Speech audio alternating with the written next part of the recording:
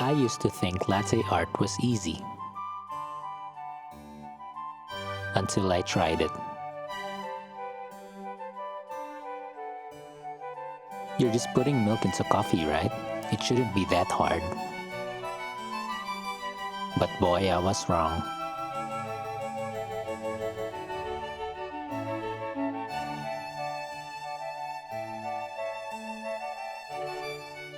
I've spent way too many hours watching YouTube shorts hoping to crack the code on latte art.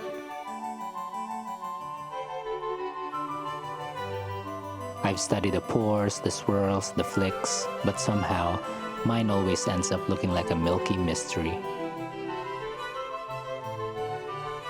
So rather than wasting countless jugs of milk, I convinced my wife to join me for a latte art class. Today we're gonna learn latte art, but I'm gonna tell you it's not easy, but it's not impossible. We're gonna make great latte art, right? We started introducing ourselves and sharing our skill levels with Carlos, the founder and head trainer of I Am Barista Coffee School. I've put their socials in the description below in case you're interested. The experience.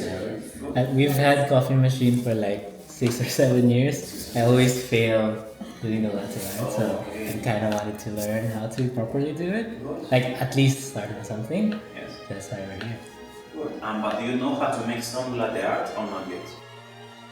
No, No. Okay, good. Have you used a machine like this before? not this big. Only a home machine. Yeah, machine. Which kind of machine? The Breville. Breville. Okay, the one with the built-in grinder. Yeah, built-in Yes. grinder. Okay, good. And do you know how to steam milk in that one? Yeah, like, Yes. yep. Okay, Yep. perfect. Yes. Thank you very much. Thank you. Alright, guys. So let's take a look at this. The thing is, if you're gonna make latte art, the steaming technique is the key. One small mistake with this milk and latte art is really hard. He then taught us the key basics of making a latte foam, like how to use the steam wand and where to position it on the mug. So we can say the perfect amount of foam for your latte art is only 1 centimeter of foam. 1 centimeter. Turns out, that mountain of a foam I've been making, it's supposed to be only 1 centimeter. If only someone had told me sooner. Next, he explained the power difference between the coffee machines used in cafes and the ones we used at home. He also mentioned that if you lower the jug too quickly, you'll end up with a whole lot of mess. But now, the thing is, if you know how to steam milk, it's a really good start, but it's not enough. The key for your latte art is just the pouring technique. How to pour milk and how to pour foam. So let me show you. Carlos walked us through the milk pour. It's not just random swirls. There's a real pattern to follow if you want your latte art to actually look like the same each time. So guys, today we're gonna start with the beginner level of your latte art. First we're gonna practice how to make a heart. Then we're gonna practice how to make a tulip. This is gonna be the foundation of your latte art. If you're gonna learn different designs, you really need to understand these two, heart and tulip, okay? He also mentioned that latte art comes in levels, starting with the beginner designs like hearts and tulips, then moving through intermediate and advanced, all the way to the professional. Well, honestly, I'd be stoked if I could just nail a heart. So guys, what do you think? Are you ready to suffer? Oh, sorry, ready to practice? Yes? Great. Alright, so please, we're gonna start with the practice, but please give me 1 minute because Nala is waiting for a treat. Give me 1 minute. Oh, I forgot to mention, Carlos also had a dog named Nala, a rescue from Argentina. She's super cute and smart and knows a bunch of impressive tricks. Now that's enough yapping. Let's crack on with the practice.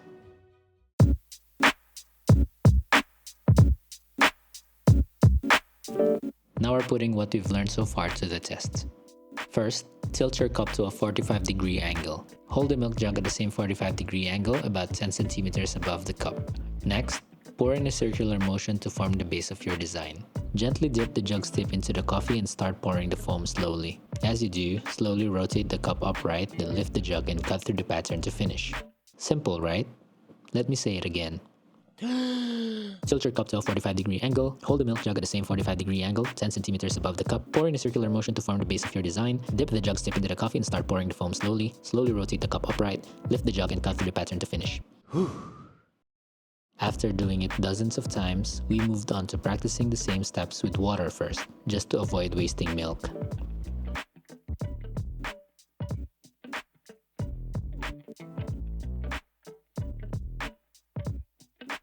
After several attempts, we now move on to using the real deal, frothing the milk and making latte art. So here, take a look at this please. Tip is under, turn this on. 1, 2, bring it down. Can you hear bubbly sound? Bring it down again. Can you see foam is touching 420 mils? Yes. That is enough foam. Bring it down. And wait for the temperature. When you feel it's really hot like now, turn this off and that is it. Now, you're gonna grab this cloth to wipe this down and then we're gonna approach it. And again, if you have small bubbles, give it a tap, and this is the texture we're looking for your latte art. Silky, shiny, and creamy, right? And there's no bubbles, right? Before we started using real coffee, we were told to practice with coffee grounds first. That way, we could reuse the same milk up to 8 times. Pour in milk, close to the edge, put it down, and pour. Shut the cap, keep pouring, keep pouring, keep pouring, keep pouring, lift up, all the way through. So why? Sorry for the bad angle, but he casually whipped up a perfect heart on latte like it's second nature. Now it's our turn to give it a crack.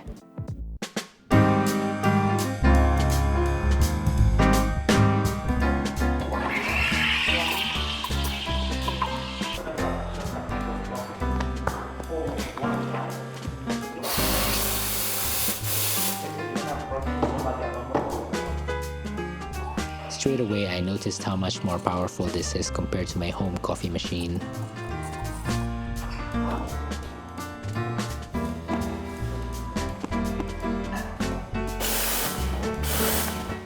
We went back to practicing the tulip, focusing on consistency and sticking to the pattern we learned earlier.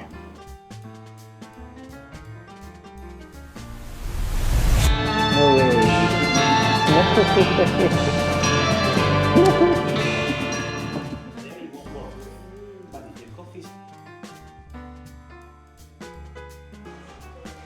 Yes, yes.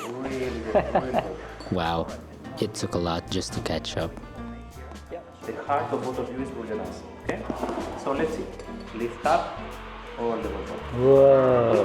can say it's like 2 hearts. 2 hearts. But Yeah. the first one is just a little bit further in. Not too far, just a little bit. After about an hour of practice, Carlos gave us the nod.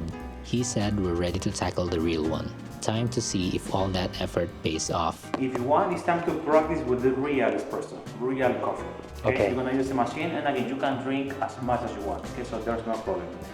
Let me show you, please, how to use this machine, and then you can do it by yourself. Okay. Before letting us have a go at the coffee machine, he gave us a quick demo.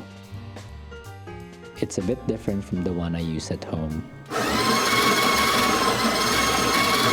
Now, if you want, and only if you want, you can use distribution. Place it here. With your index finger, spin this around. Don't be shy, okay? The more you do it, the better. What does This that one's do? distributing the grounds. Ah, okay. Now we're gonna use a surface distribution. So we're gonna grab the whole thing and the same, You're gonna see it really nice and even. Finally, we're gonna use tamper here, and as you may know, press it down. Okay? Important also, there is no need to tamp too hard. There is no need. Okay. You're gonna press only once, and that is it. Okay? He also showed us how much coffee should go in a cup and which buttons to press. So don't be afraid, you can use the machine as many times as you want. Okay. And again, you can drink as much as you want as well, okay? You have there also, guys, if you want, caramel, vanilla syrup, chocolate powder. There is no sugar, we don't use sugar, only syrups or powder if you want. Yeah. Okay? If you don't, you can do it there, okay? So guys, have some fun, okay? And let's make some latte art, yes? Okay. One. Thank you.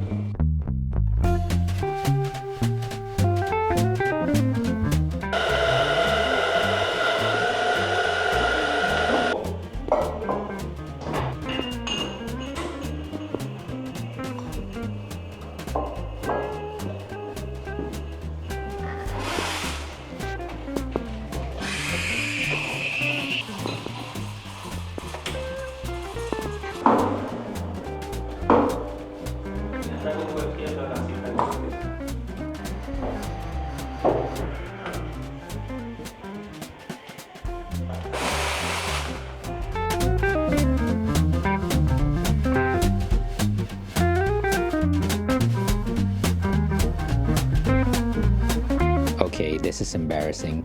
I was the one who invited her to the class, but she ended up learning more than me. Now it's my turn.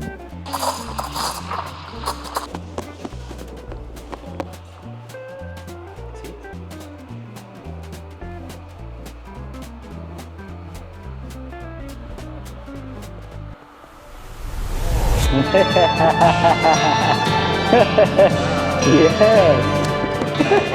Thank you. The contrast. Right. Ah. They shared one of my attempts on their Instagram story. How nice is that?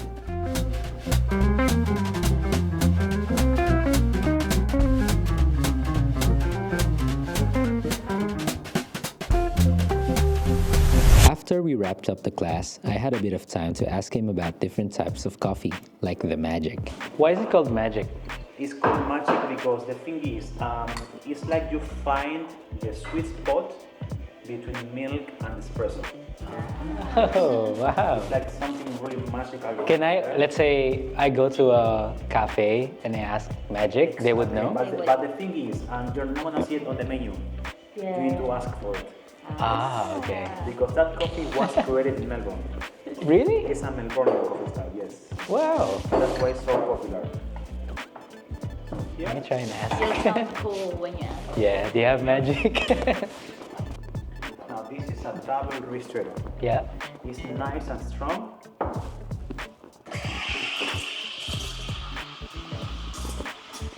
As you can see, it looks a bit watery because we're using a thin layer of foam.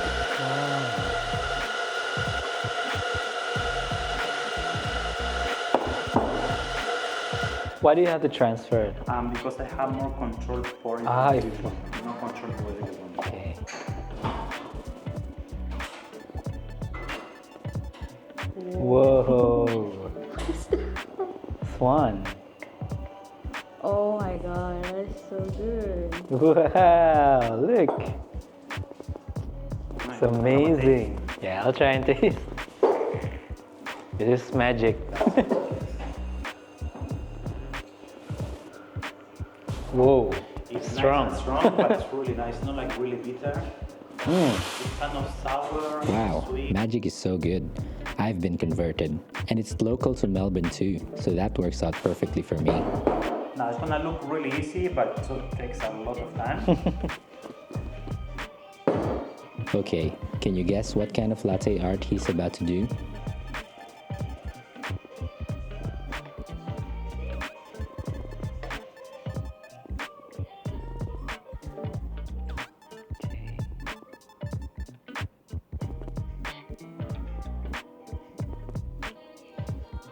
Whoa. Yep, that's a seahorse.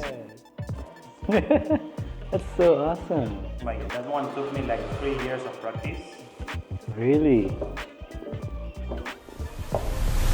Well, that wraps up our latte art class. And I can officially say that I know how to do latte art now.